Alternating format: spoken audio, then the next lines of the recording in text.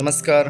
मी प्राध्यापक भावेश मीना शनिवार करपट, अंबिकाबाई जाधव महिला महाविद्यालय वज्रश्री इतिहास विभाग आणि BMS करपट या चॅनलमध्ये तुम्हा सर्वांचं स्वागत आहे. नवीन शैक्षणिक धोरण 2020 नुसार प्रथम वर्षाकरिता आणलेला विषय म्हणजे भारतीय संस्कृती भाग 2 सिनेमा आणि प्रसार माध्यमे. या विषयासंदर्भात आपण थोडक्यात माहिती जाणून घेणार आहोत. चला तर सुरू करूया.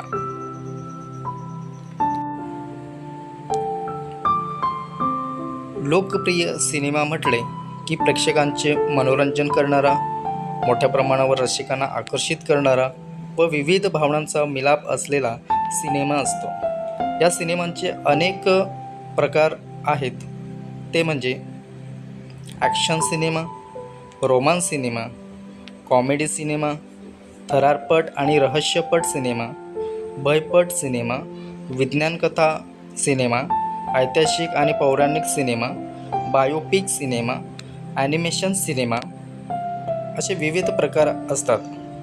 चला तर आपण सिनेमांचे प्रकार जाणून घेणार आहोत. पहिला आहे ॲक्शन सिनेमा.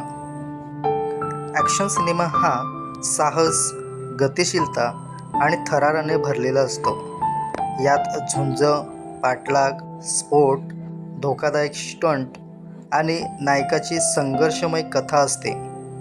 उदाहरणार्थ शोले, गजनी, वॉर, पठाण आणि तुम्हाला स्क्रीनवर दिसत असलेला पुष्पा 2.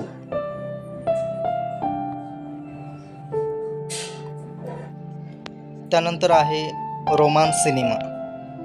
रोमांस सिनेमामध्ये रोमॅन्टिक चित्रपट हे नायक नायिकेच्या प्रेमकथावर आधारित असतात.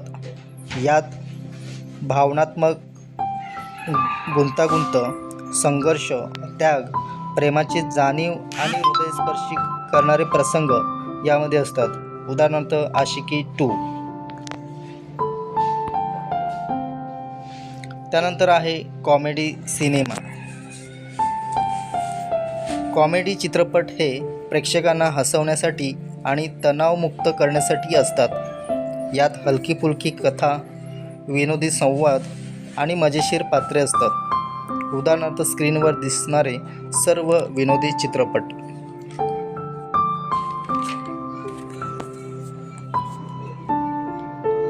त्यानंतर आहे थरारपट आणि रहस्यपट सिनेमा. थरारपट आणि रहस्यपट हे चित्रपट तणावपूर्ण असतात. यामध्ये गूढता, रहस्य, अनपेक्षित वळणे आणि तणाव वाढवणारे प्रसंग असतात. उदाहरणार्थ दुश्मन.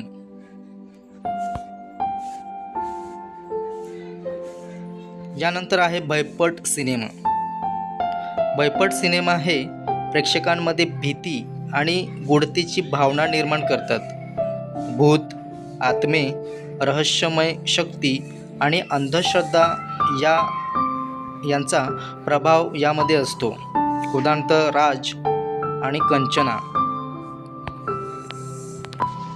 त्यानंतर आहे विज्ञान कथा सिनेमा. हे चित्रपट विज्ञान आणि तंत्रज्ञानाच्या संकल्पनावर आधारित असतात. भविष्यातील जग, परिग्रहवासीय, रॉबोटिक्स आणि कृत्रिम बुद्धिमत्ता इत्यादींचा समावेश असतो किंवा यावर आधारित असतात. उदाहरणार्थ कोई मिल गया, रावण, रोबोट इत्यादी. त्यानंतर आहे ऐतिहासिक आणि पौराणिक सिनेमा. यामध्ये इतिहासातील घटना किंवा पौराणिक कथा यावर चित्रपट आधारित असतात. उदाहरणार्थ मंगलपांडे, पद्मावती, तानाजी, बाजीराव मस्तानी इत्यादी. त्यानंतर आहे बायोपिक सिनेमा. यामध्ये एखाद्या प्रसिद्ध व्यक्तीच्या जीवनावर आधारित चित्रपट असतात. उदाहरणार्थ MS धोनी, भाग मिल्खा भाग, ठाकरे, सायना इत्यादी. त्याचबरोबर शेवटचा आहे ॲनिमेशन सिनेमा. यामध्ये लहान मुलांसाठी किंवा कुटुंबासाठी मनोरंजन करणारे ॲनिमेशन चित्रपट असतात. उदाहरणार्थ छोटा भीम, मोटू पतलू, बाल हनुमान इत्यादी.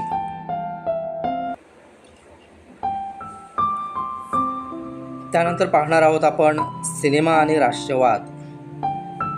सिनेमा हा केवळ करमणुकीचे साधन नसून तो समाज, संस्कृती आणि राष्ट्रवाद यांचे प्रभावी माध्यम आहे. कोणत्याही राष्ट्राच्या ओळखीचाच भाग म्हणून सिनेमा कार्य करत असतो. तसेच देशाच्या ऐतिहासिक घटनांचे प्रतिबिंब दाखवतो व राष्ट्रभावना निर्माण करून जनतेमध्ये देशप्रेमाची भावना जागृत करतो. चला तर राष्ट्रवाद नेमकं काय आहे, राष्ट्रवाद म्हणजे काय ते जाणून घेऊया. राष्ट्रवाद हा आपल्या राष्ट्राच्या अस्तित्वाविषयी असलेला अभिमान, निष्ठा आणि त्याच्या प्रगतीसाठी असलेली तळमळ दर्शवणारी संकल्पना आहे. हा विचार एखाद्या समाजाला एकत्र बांधतो व त्याच्या ऐतिहासिक परंपरावर आधारित असतो आणि त्यामधूनच सांस्कृतिक ओळख ही निर्माण होत असते. यानंतर सिनेमा राष्ट्रवादास कसा प्रोत्साहन देतात ते पाहूया.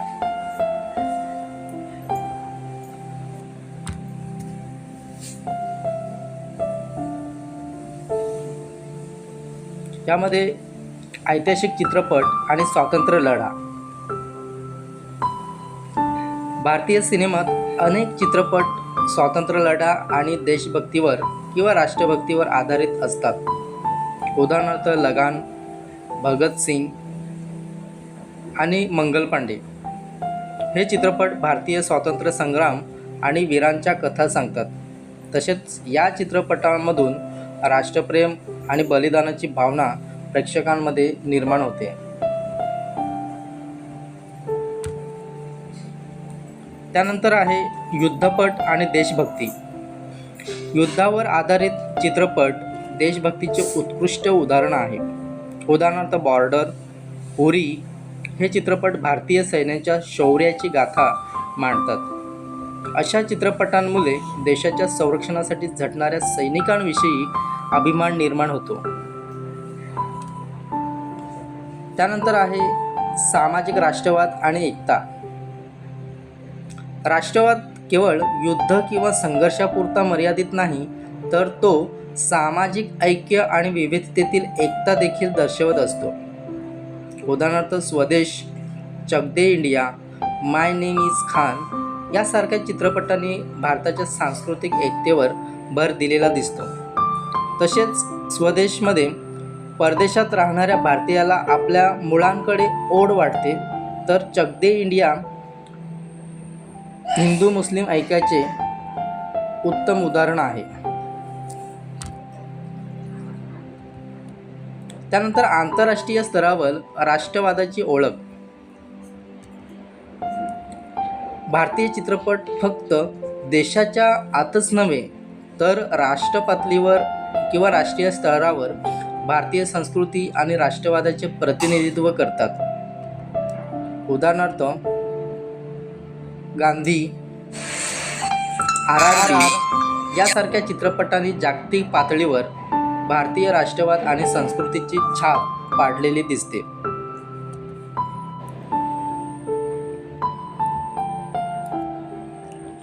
यानंतर राष्ट्रवादाला चालना देणारे प्रमुख भारतीय दिग्दर्शक आहेत की ज्यांनी राष्ट्रवादाला चालना देण्यासाठी महत्त्वाची भूमिका बजावलेल्या आहेत. ते दिग्दर्शक म्हणजे मेहबूब खान, मनोज कुमार, आशुतोष गोवारीकर, राजकुमार संतोषी, करण जौहर इत्यादी दिग्दर्शक आहेत की त्यांनी राष्ट्रवादाला चालना देण्यासाठी त्यांचं महत्त्वाचं योगदान आहे. आता पाहणार आहोत आपण मास मीडिया. मास मीडिया म्हणजेच प्रसारमाध्यमे. हे प्रसारमाध्यमे ही माहिती, विचार, मनोरंजन आणि संस्कृतीच्या प्रचारासाठी विविध साधने आहेत. आधुनिक समाजात ती जनसंपर्क व जनमत घडवण्यात मोठी भूमिका बजावतात. प्रसार माध्यमांचे काही प्रकार आहेत की ज्याचा लोकप्रिय संस्कृतीवर परिणाम होतो. ती प्रसार माध्यमे आपण जाणून घेणार आहोत. पहिला आहे मुद्रित माध्यमे.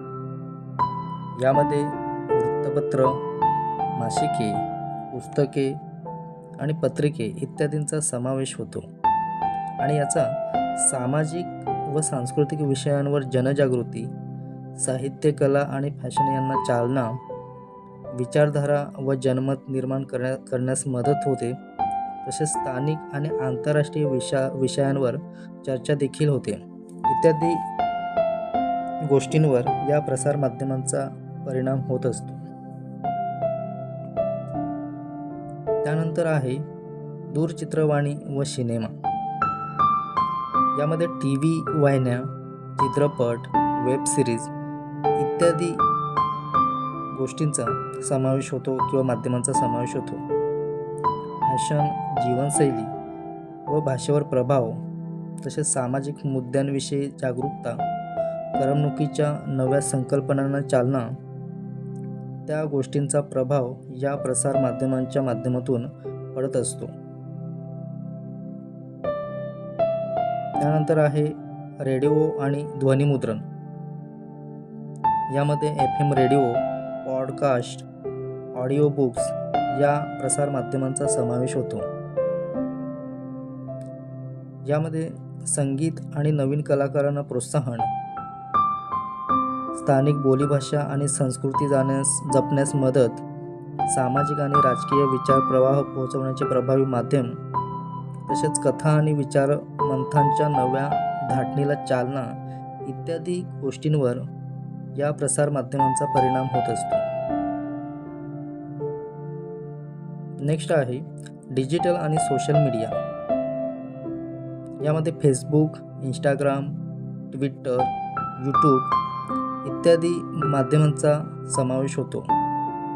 या माध्यमातून माहितीचा वेगवान प्रसार, व्यक्तिगत आणि व्यावसायिक ब्रँडिंगला चालना, लोकशाहीकरण, कोणालाही आपली मते मांडण्याची संधी इत्यादी गोष्टींवर या माध्यमांचा प्रभाव तसेच परिणाम होत असतो. त्यानंतर आहे जाहिरात माध्यमे. यामध्ये TV जाहिराती, सोशल मीडिया मार्केटिंग इत्यादी माध्यमांचा समावेश होतो. या माध्यमांचा ग्राहकांच्या पसंतीवर प्रभाव, जीवनशैली, मानसिकतेला चालना, नवीन उत्पादनाचा वेगाने प्रसार इत्यादी गोष्टींवर या प्रसार माध्यमांचा परिणाम होत असतो. प्रसार माध्यमे लोकप्रिय संस्कृती घडवण्यास तसेच बदलवण्यास, त्याचबरोबर विस्तार करण्यास मदत करतात. ती समाजाच्या विचारसरणी, आचारविचार आणि जीवनशैलीवर प्रभाव टाकतात. तसेच डिजिटल माध्यमांच्या युगातही ही भूमिका बजावत असतात. तसेच माहितीचा प्रभाव जलद आणि व्यापक स्वरूपात या माध्यमांच्या माध्यमातून दिसून येतो. धन्यवाद.